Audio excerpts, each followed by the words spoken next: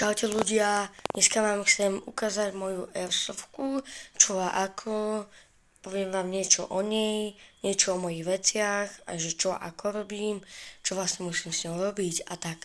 Dobre, takže toto je vlastne moja M4 Dota Armory Charlie, vyšla ma na 120 €, je to veľmi dobrá zbraň, je to AEGčko, a veľmi dobre sa s ňou príjemne strieľa. Mám k nej dva zásobníky, z toho jeden je customnutý a jeden je akože klasický. Tento sa si customnul kvôli tomu, aby som vlastne vedel, že tento je pravý, že keď budem vrácať braň, aby som vedel, že toto. Potom toto je dokupovaný, toto som dostal k tej zbrani.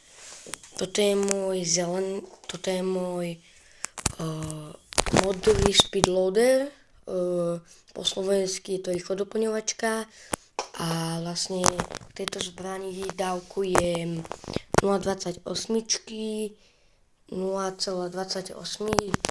gramovky po 1 kg, máme 4 a vlastne je to dobré a odporúčam vám, ak sa niekto hráte airsoft, že na začiatok, ak máte že 150 € limit alebo 120, kľudne si kúpte toto a dokúpte si jeden zásobník alebo niečo.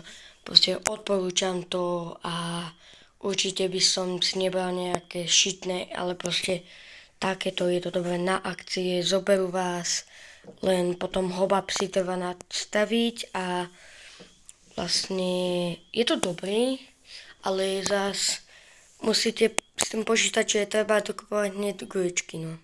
Dobre, takže ďakujem za toto, že ste tu boli ľudia a ja sa s vami ľudím. Čaute, lučím, čaute.